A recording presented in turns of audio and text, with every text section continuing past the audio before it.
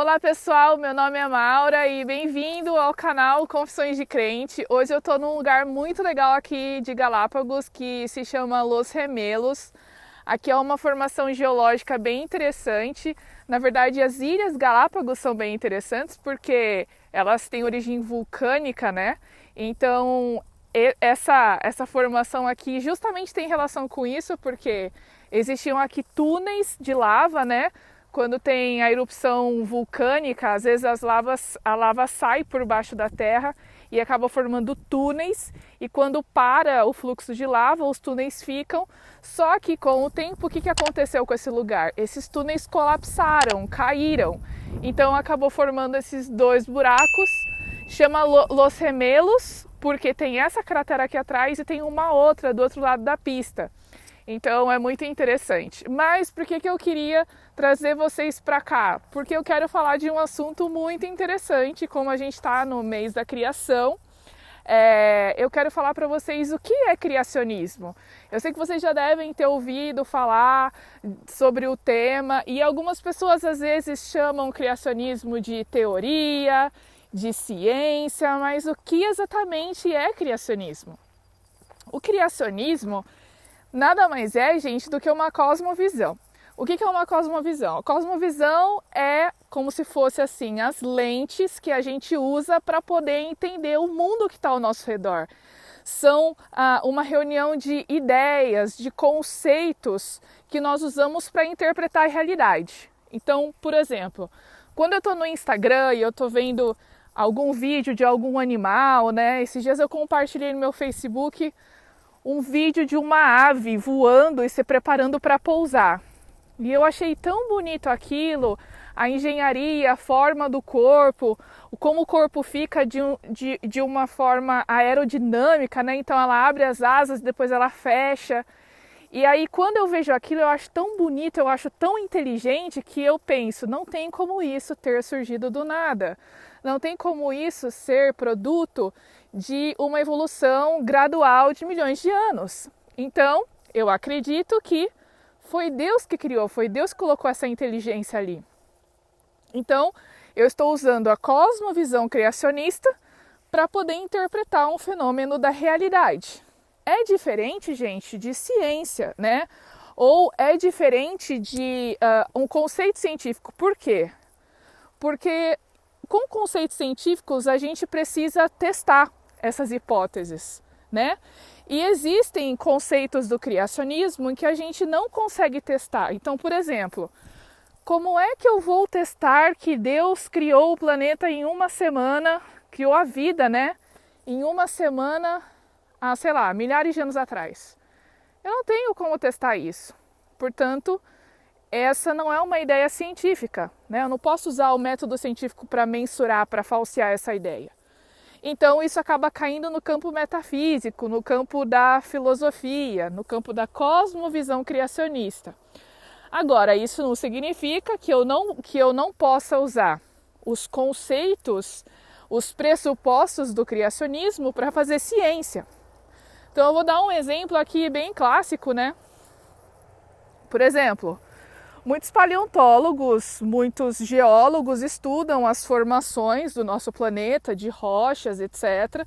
Estudam os fósseis e chegam à conclusão, por esses estudos, que esses fósseis, por exemplo, foram formados de uma forma catastrófica.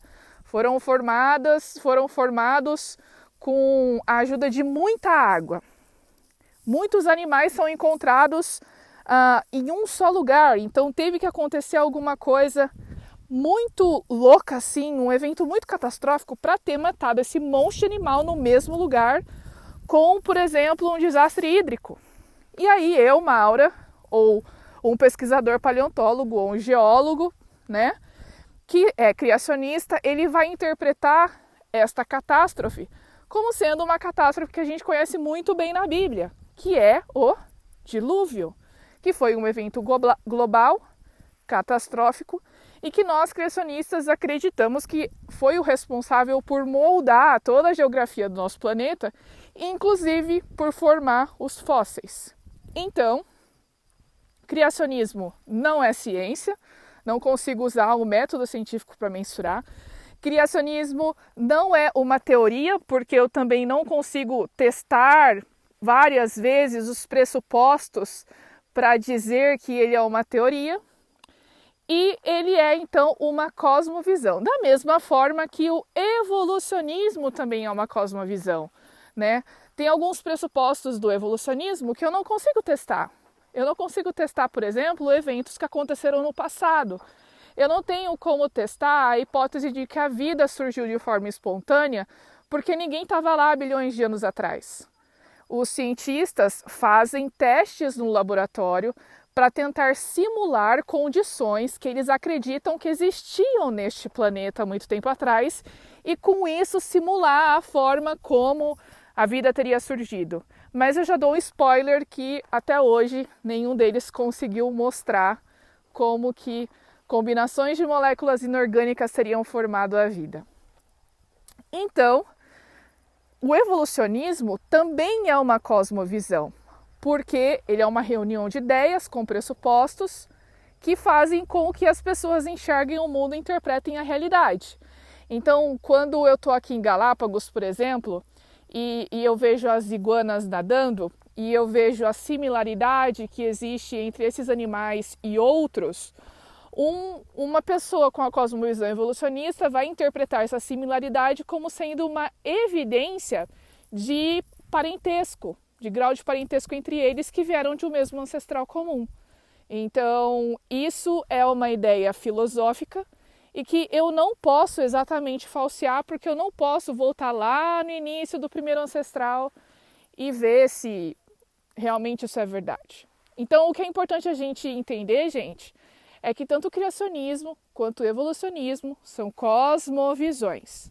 Dentro dessas cosmovisões, nós podemos criar, sim, teorias que podem ser testadas em laboratório, seus pressupostos, as suas hipóteses, e aí, sim, a gente pode construir o conhecimento científico, tá bom? Mas, por favor, não confundam. Criacionismo não é ciência e criacionismo não é teoria. Criacionismo é uma cosmovisão. Tá bom?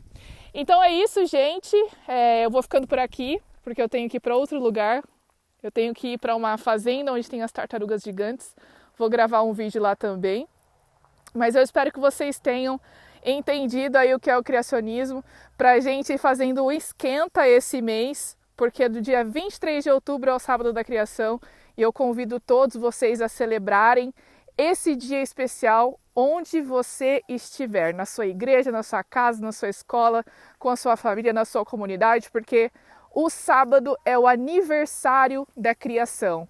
Foi o dia em que Deus separou e abençoou para que nós pudéssemos celebrá-lo, para que nós pudéssemos adorá-lo.